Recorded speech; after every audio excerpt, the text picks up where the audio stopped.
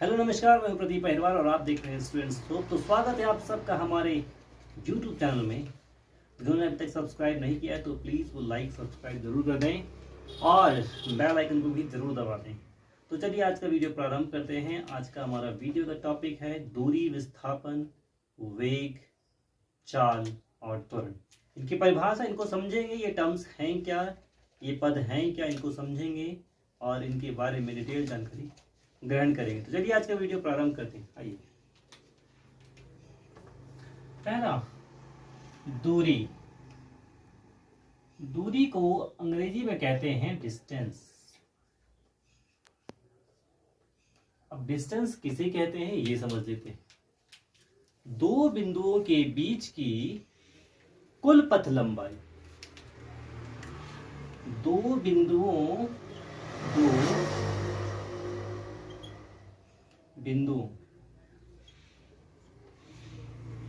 के बीच की कुल पथ लंबाई को दूरी कहते हैं।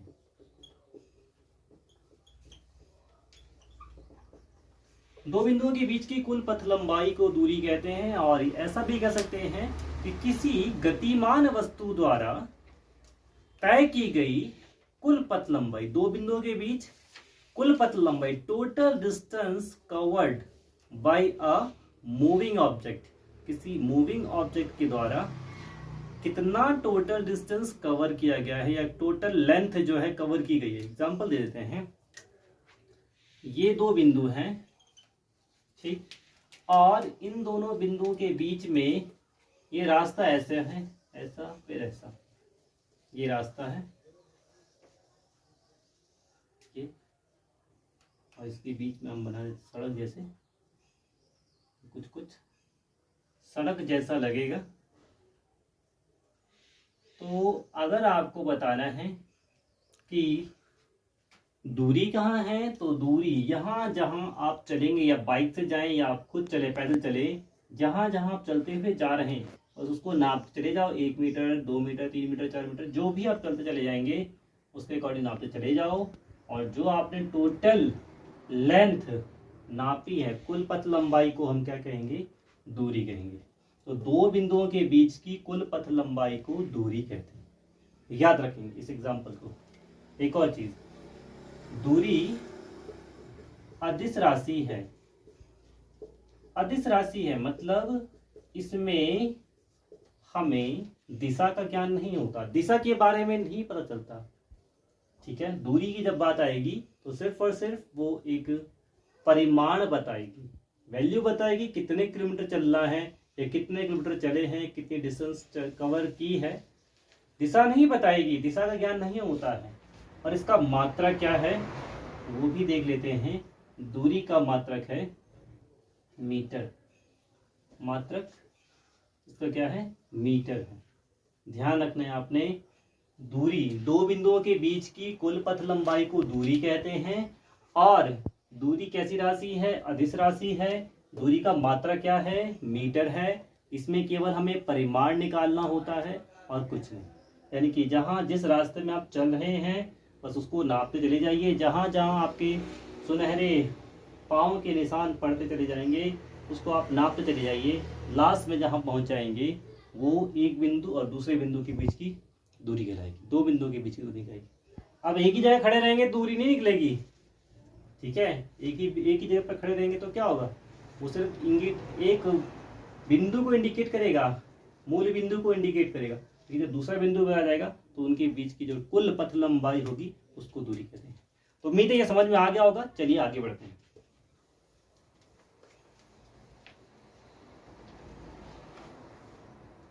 दूसरा आता है विस्थापन। विस्थापन, विस्थापन को अंग्रेजी में कहते हैं डिस्प्लेसमेंट। डिस्प्लेसमेंट किसे कहते हैं, दो बिंदुओं के बीच की दिशा सहित न्यूनतम दूरी को विस्थापन कहते हैं। The shortest distance between 2 points along with the direction। Direction के साथ, दिशा के साथ दो बिंदुओं के बीच की जो मिनिमम डिस्टेंस होगी उसका नाम दिया जाएगा विस्थापन। तो दो बिंदुओं के बीच की दिशा सहित न्यूनतम दूरी को विस्थापन कहते हैं। लिख देते हैं, दो बिंदुओं के बीच की दिशा सहित न्यूनतम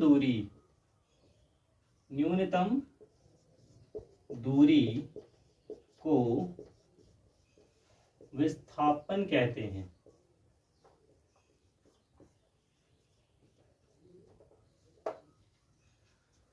जैसे कि एग्जांपल लेते हैं,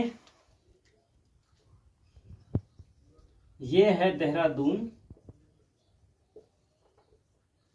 और ये है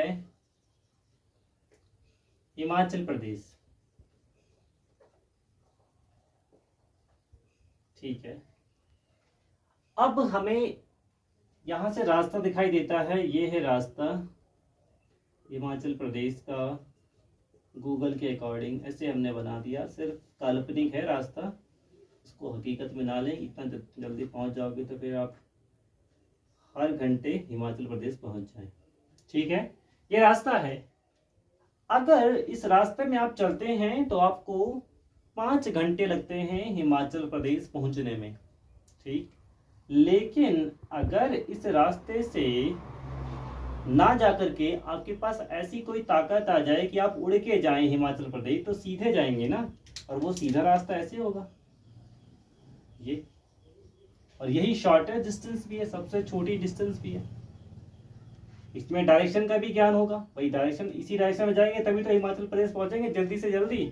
तो कहने का मतलब ये हुआ कि दो बिंदु होंगे, उनके बीच की दिशा के साथ न्यूनतम दूरी, दो बिंदुओं के बीच की दिशा के साथ न्यूनतम दूरी को विस्थापन करेंगे। एक और चीज यहां देखते हैं हम लोग, एक व्यक्ति है, ए से चलता है, बी पहुंचता है, फिर सी पर पहुंच जाता है।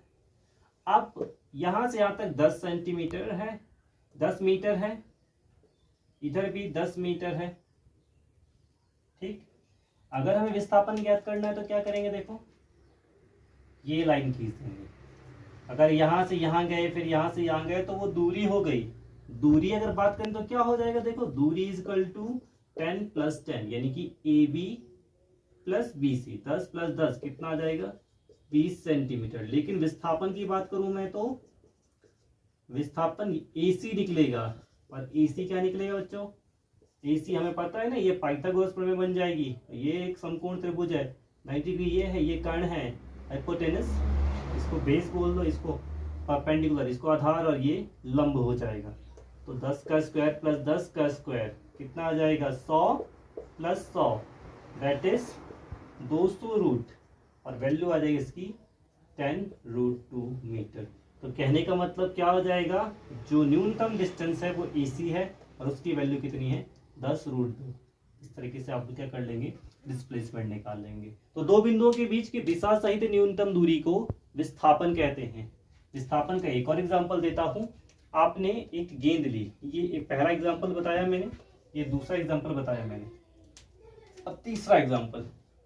आप यहां पर खड़े हैं और आपने गेंद ली और आपने गेंद को ऊपर उछाल दिया, गेंद गई है ऊपर 50 मीटर की हाइट पर, इस तरीके से यहां से यहां तक 50 मीटर की हाइट ऊपर गई है, और दोबारा से ऊपर जाने के बाद जो चीज ऊपर गई है वो लौट के आती है ड्यू टू ग्रेविटी, ग्रेविटी के कारण, गुरुत्वाकर्षण के कारण, तो वो नीचे भी आ जाती है गेंद। तो जब गई थी 50 मीटर, लेकिन लौट के आई तो भी 50 मीटर तय कर लिया। तो अगर इस केस में देखें तो दूरी कितनी हो जाएगी आपके लिए, दूरी हो गई 50 + 50 दैट इज 100 मीटर। लेकिन अगर हम बात करें विस्थापन की, तो विस्थापन कितना हो गया, जहां से चली थी गेंद, यहां से शुरू करा था उसने, ऊपर गई, फिर वहीं का वहीं आ गई, वो वहीं पहुंच गई है, इसलिए विस्थापन कितना हो जाएगा, 0, कुछ विस्थापन नहीं हुआ। ठीक है बच्चों, तो विस्थापन के बारे में हमने बताया आपको एग्जाम्पल के साथ बताया, इसको देख लेते हैं। तो आपने देखा दो बिंदुओं के बीच की दिशा सहित न्यूनतम दूरी को विस्थापन कहते हैं। इसको समझ लें अच्छे से, बेटर है आपके लिए, बहुत काम की चीज है। मैं यहाँ लिख देता हूँ और भी आपके लिए थोड़ा सा। विस्थापन कैसी राशि है ये लिख देते हैं। विस्थापन सदिश राशि है। सदिश राशि है बच्चों, विस्थापन एक सदिश राशि है। और विस्थापन का मात्रक भी वही होता है जो दूरी का होता है। विस्थापन का मात्रक है मीटर, मीटर है इसका मात्रक। तो मात्रक से फर्क नहीं पड़ेगा। विस्थापन की जब भी बात आएगी, विस्थापन को क्या है, इसको सदिश राशि कहा जाएगा। ये डिस्प्लेसमेंट जो है सदिश राशि है। तो ये आपके लिए इंपॉर्टेंट था। चलिए इसको मिटा करके अब दूसरा सेट देखते हैं।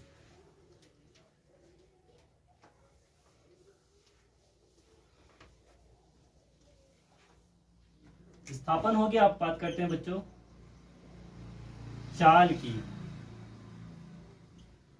चाल को बोलते हैं स्पीड। बहुत माइनर से अंतर है बच्चों, लेकिन माइनर अंतर भी बहुत बड़ा अंतर पैदा कर सकता है हमारे आंसर में, हमारे नंबर्स में। तो इसको ध्यान रखेंगे। स्पीड किसे कहते हैं? दूरी परिवर्तन की दर, दूरी परिवर्तन की दर को चाल कहते हैं। दूरी परिवर्तन की दर को चाल कहते हैं, है ना। और आपको पता होना चाहिए दूरी, चाल का फॉर्मूला क्या होता है। चाल बराबर दूरी बटा समय। तो दर को समय कहते हैं, ठीक है। और ये अपॉन लगा है तो परिवर्तन की दर हो गई। दूरी परिवर्तन की दर को चाल कहते हैं। चाल बराबर दूरी बटा समय, ये आ गया आपके पास। एक और चीज, चाल राशि कैसी है? तो चाल एक अदिश राशि, चाल एक अदिश राशि है। यानी कि इसमें डायरेक्शन नहीं होगी, सिर्फ और सिर्फ मैग्नीट्यूड होगा, ठीक है। और दूसरा, चाल का मात्रक देखते हैं बच्चों। चाल का मात्रक, कौन सा मात्रक पढ़ते हैं हम लोग? एसआई मात्रक, ठीक है। चाल का मात्रक मीटर प्रति सेकंड है, ठीक है। किलोमीटर पर आवर भी है, लेकिन एसआई मात्रक मीटर पर सेकंड है। तो चाल के बारे में जानकारी होगी, ठीक है। चलिए, तो चाल है, इस तरीके से इसको समझ लेना। चलो मैं आपको वेग का भी लिख के दिखा देता हूँ। वेग है क्या? वेग को बोलते हैं वेलोसिटी। क्या कहते हैं? वेलोसिटी। तो वेलोसिटी क्या है? वो दूरी परिवर्तन की दर है। तो ये है विस्थापन परिवर्तन की दर। विस्थापन परिवर्तन की दर को वेग कहते हैं। अब यहां पर क्या आ गया? विस्थापन आ गया। विस्थापन परिवर्तन की दर को वेग कहते हैं। अब विस्थापन परिवर्तन की दर आ गई तो वेग बराबर क्या आ गया बच्चों? वेग बराबर विस्थापन बटा समय। यानी कि वेग में क्या है? विस्थापन है, और विस्थापन है तो ये सदिश राशि बनेगा, ठीक है। क्योंकि हमारे पास जो विस्थापन है, पहले हमने पढ़ा है विस्थापन एक सदिश राशि में दिशा होती है। तो वेग कैसी राशि है? वेग सदिश राशि है। सदिश राशि है बच्चों, याद रखना है, वेग सदिश राशि है। और वेग का मात्रक क्या होता है? वेग का मात्रक वही होता है जो चाल का होता है। तो क्या होता है? मीटर प्रति सेकेंड, ठीक है। तो ये हो गई चाल और वेग में हल्की सी नोकझोंक या हल्का सा अंतर। विस्थापन परिवर्तन की दर को वेग कहते हैं और दूरी परिवर्तन की दर को चाल कहते हैं। मात्रक दोनों का सेम है। चाल अदिश राशि है, लेकिन वेग क्या है? सदिश राशि, ठीक है। तो इन दोनों को भी आप अच्छे से समझ लेंगे बच्चों। चलिए आगे बढ़ते हैं। कभी कभार इसको बोल देते हैं दोनों सेम चीज हैं। हाँ, सेम चीज हो सकती है, व्यवहार में देखा जाए तो सेम है, लेकिन अगर हम इसको साइंस के फॉर्म में देखेंगे तो बहुत ज्यादा इनमें डिफरेंस है। साइंस में तो टोटली डिफरेंट है, लेकिन हाँ नॉर्मली हम बोल देते हैं यार इसका वेग है, इसका चाल है, नॉर्मल सी बात है, तो हम उसको सेम बोल देते हैं। वेलोसिटी एंड स्पीड को हम सेम बोलते हैं, लेकिन नहीं, these are exactly distinct element, ऐसे कह सकते हैं, अलग अलग हैं दोनों। लास्ट एक और सीख लेते हैं बच्चों, लास्ट नॉट लीस्ट, त्वरण। त्वरण किसे कहते हैं? इसको बोलेंगे एक्सीलरेशन। एक्सेलरेशन है क्या त्वरण? तो बहुत इजी है, वेग परिवर्तन की दर, वेग परिवर्तन की दर को त्वरण कहते हैं। वेग परिवर्तन की दर को त्वरण कहते हैं। त्वरण बराबर आएगा बच्चों, त्वरण इजकल टू वेग बटा समय, और त्वरण को दिखाएंगे किससे? कि एक्सेलरेशन ए से दिखाएंगे।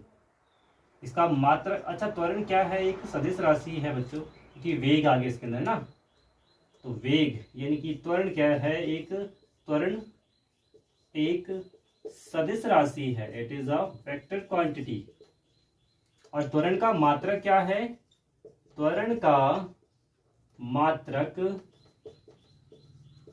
मीटर पर सेकंड स्क्वायर है।